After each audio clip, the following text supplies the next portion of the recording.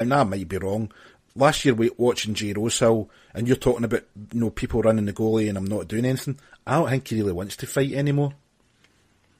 I think he's hearing his reputation. I'm pretty certain that was the agreement when he came into the clan, was the fact you won't have to fight, just play hockey and look menacing, and that's all you need to do. And in fairness, we talked about that at the time when he signed for the clan, and we figured that would probably be his role. But the simple fact is that this is a very North American style league, as in what North American hockey used to be. This is a pretty physical league with a lot of players in the league who, that's a major part of their game. So really, Rosehill, the only criticism I would have of Rosehill from last year was he actually needed to be a bit more of that. But as you say, I'm not altogether certain that was part of his job description. Yeah, we're going to get a Pfeiffer on tweeting us, telling us how we're all now just saying that Jay Rossell's a crap player. We're not actually saying that, by the way. We're just saying, this is what our observations are. He's not become a bad player. I'd probably had him back, but I don't know what the price was. Anyway, so Jennifer, you're putting Jay Rossell in for a couple of reasons. Yeah. Is it down to me now? Is it me? With everybody else is won it? Yep. Isn't it? Can I say that? I was a DJ off bounds this year. I'm only human after all. Don't put the blame on me. I hate that song. Right, I'm not going to put the DJ in. I would like to, but we're going to try and start afresh this year. There's been nothing changes from that department, has there? Right, I've talked to myself now. The thing I want to talk about, and you mentioned it earlier, Jennifer, you said Jay Rosehill, when he's put out what you thought was a management contrived tweet. I want to put the clan man he's contrived tweets in the penalty box, because was it Friday or Saturday morning? Saturday afternoon, yeah. That all of a sudden, every clan player with a Twitter account, they must have gave them like 4 hashtags and said, pick 2 of these, and put out a tweet telling everybody how hyped you are for the game tonight. And every time the first one came out, I thought, it's good. You know what, it's nice the guy's thinking about the game. And then another one came out, and another one came out, and they were all saying the same thing, and I just thought, this is just absolute contrived nonsense. And to me, I just think it just insults my intelligence. I think it just insults my intelligence. I don't like it. I'd like it if it was unrehearsed, if it was uncontrived. There's some people I noticed tweeting going, the interaction for the players. It's hardly interaction if they're getting told to do it, though, is it? I don't know. I just find it wrong. I don't like it. I don't like... I saw a tweet the other day, and when was it? It was on Saturday night, and I was doing updates for the game, and somebody had some down south, I can't remember, I think it was a Sheffield fan, Belfast, it was a guy back in Belfast, I wish I could remember his name so I could look the tweet up, who'd said, I don't follow the clan's official account because of the what's the word for it again? Spam, the spam that they constantly put out, and to me those contrived tweets are just part of the spam, and I don't personally like it. I don't know anybody else's feeling on it, Jennifer. It didn't bother me too much, but when it came from like one and then the other, you kind of knew that there was some sort of discussion, that they were kind of all, do you know what, this is a good idea. But do you know what, I'd rather have tweets from the players than the on the hour every hour, 4 hours to go, 3 hours to go, 2 hours to go, 1 hour to go. So I'd rather have the players. Do you know what I mean? But do you know what, if that's what kind of brought them together as a group, and they've all said, like, do you know what, let's go for it.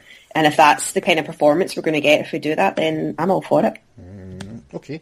Stephanie? I didn't really catch up with much over Twitter at the weekend, to be honest with you. But also I never really saw much. Okay, Graham, I can rely on you, because you get annoyed about things like me, surely. What, me? You kidding? I put a tweet out at one stage saying, I can imagine all the clan players are sat there going, after you, no, after you, no, after you. It was, I must admit, the players on Twitter, it's a whole big subject which I won't get into, but I think, the stuff that they've obviously been told to do, I don't know. I mean, you have to think how the fan base in general thinks about it. And if you get a tweet from your favourite player saying, can't wait to see the fans tonight, Purple Army, blah, blah, blah, then it's then it's fine. As you say, maybe it has to be a bit more sophisticated in terms of the timing and the wording, because you do get some players who were tweeting out. Brooksy was tweeting out, and it was obviously he was just doing his own thing. And some players are not really Twitter orientated, shall we say, at least from a sort of PR point of view. So you might not necessarily want them just, firing out their own stuff from time to time. But for me, it's their own Twitter accounts. It's up to them how they want to do it. I don't like the manufactured thing from the club, which obviously this was. So either it becomes a little bit more sophisticated, stage the timing, change the wording or whatever, but just a blanket, I think they came out in two waves. One came out on Friday and one came out on Saturday, I think was the way it worked. But more or less all saying the same thing. I think that it just didn't look right. But in essence, I don't have a major problem for it, because at the end of the day, it's PR. And, youngsters following their favourite players, or just any fans for that matter following the favourite players, and seeing a message like that on its own, it's fine. It's just that they came out en masse. See, I just realised we're talking about synchronised tweeting, actually. My bad. No, yeah, I agree. It's actually really annoying. I agree. I don't like it at all. Yeah, Stephanie woke up. Maybe Stephanie's not listened to the show before. No, probably not. I just think, okay, what you're saying, it's nice to sit there and you get a tweet for your favourite player saying, how wound up and he wants to play. To me, it means nothing if he's told to do it. Do you know what I mean? We knew the master of the tweet world as far as the clan players were concerned, and I would say it was Chris Holt. Everything Chris tweeted was for the heart, and it was not done by instruction. Some of it, maybe not to everybody's liking, but you knew when he tweeted it, it was him, and you knew that he meant it. And to me, you're either a tweeter or you're not, and to force the guys into force, maybe not the right word, to compel them, it might be in their contracts for all I know, going to do this, then no. It just doesn't mean anything to me, and it has the opposite effect in me.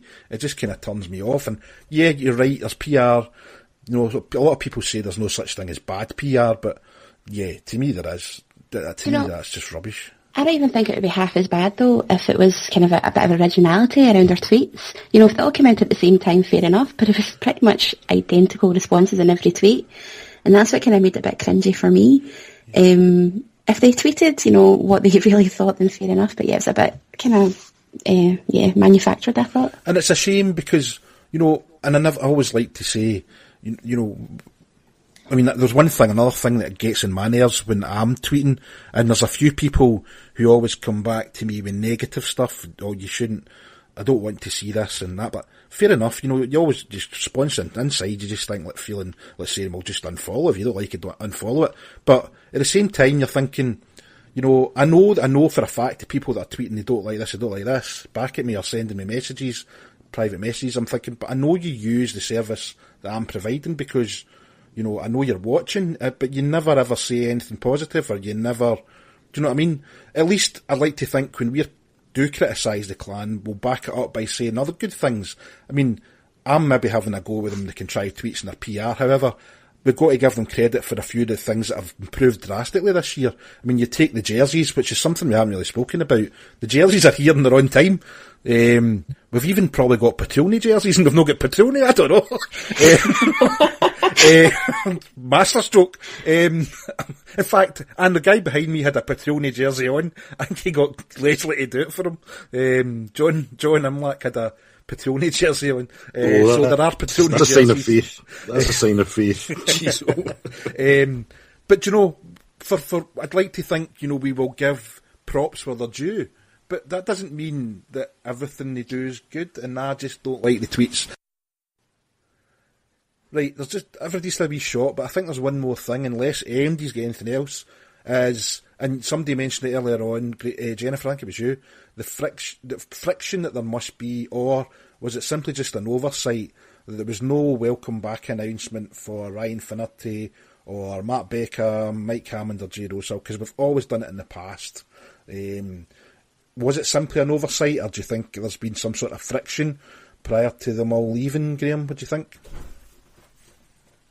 Well, there was definitely friction, that's for sure. But to me, it's been a bit of a tradition. I'm not sure what other clubs do, but I think I'm led to believe that most other clubs do welcome back ex-players, and ex-coaches and what have you, and we had a nice welcome back to Paul Gardner last week. And to me, whatever the circumstances surrounding somebody leaving, unless it's a really, really bad situation, then they should be welcome back. I mean, it's a coach and 3 ex-players. And especially a coach who's been a coach for 4 years and moved the club forward. I think it's just a bit bad form. I wasn't there to see it, so it didn't even register with me. I didn't even know it was an issue until after the game. But I think that's a bit off by the club. I think they should have done it. Well, I don't think it's an issue for most fans, because a lot of fans just seem to not care now. Because it's like, when a player leaves, they just all of a sudden they just like pile on top of them and they're no longer part of the club, and that's all fair enough and all that. But I don't know. I don't ever remember a situation like it's not been referred to pre-game. Jennifer, do you? Maybe they decided because there were so many of them and we were running late that they didn't have time to do all 4 of them, so they couldn't then pick one and not the other. Yeah, but then again, surely... a lot of people had kind of spoken on social media earlier on saying that they were going to boo, if that did happen, they were going to boo the players and stuff like that. So conversely, you could also find that perhaps they didn't do it to prevent that from actually happening, because that would have been really bad taste if they had done the welcome back and they had just got a round of boos rather than a round of applause. So there could be, like, avoiding confrontation be a reason for it. Yeah, I have to say that could be their defence, to say, well, maybe we didn't want people booing. As far as you're saying, there was 4 of them, you can't ignore a guy who was here for 4 years and took you into Europe for the first time and took you within a point of winning the league. Whether that has ended in a sour note, I don't know. Certainly some of the fans didn't like the way things went last year, but I just don't think you can ignore it, especially when you've acknowledged everybody. As you say, Graham, Paul Gardner was warmly welcomed back just the week before. I don't know, Stephanie, your thoughts? I'm not trying to kind of like discredit what Paul Gardner done for us, but in comparison, Paul was here for 5 minutes and Finnerty was here for a good, 4 seasons. So Finner did a lot for the team, and he did almost take us, we almost won the league with him. There should have been some acknowledgement there. And like you said, whether or not it ended on a bad note or whatever, there should have been that respect there, I think, especially when we done it for Paul Gardner in a friendly game. I don't really agree with it at all. Also, just picking up on Jen's point, if anybody, I think if there may have been some boos, probably there would have been few in number. It would have been unfortunate and a bit sad, but do you think Finner would have bothered? Or any of the players would have bothered? I don't think so. Probably would have relished it. Finner loves that sort of stuff. Yeah. He would have lapped it up. So I can't, I think what Jen says is a good point, and it may be a very good excuse, but I can't honestly think that would be the reason. I don't know. Oversight, whatever, but the club should have done it. Right. So what's going in the penalty box then? Graham, for me, I'm going to go recruitment. You're going... The late recruitment. Late recruitment. Okay. Graham? Well, I'm going to stick with my recruitment. I mean, let's be honest about it. That is what it's all about at the end of the day. So if you're going to stick anything in over recruitment when we're talking about our whole season, your season ticket money, everything, then fair enough. But for me, it's got to be recruitment. Stephanie? You threw a bit of a curveball there in the last couple of minutes. I'm actually going to change my nomination and go for the no call on Finner, the welcome back. I'd like to put that in, please. See, I just hate the contrived tweets. But I know when I go for that the recruitment's going to get in. So, but that's how I feel. I hate the contrived tweets, so I've got to go with the contrived tweets. So, as a result of that, or the late recruitment, is what's going in the penalty box this week.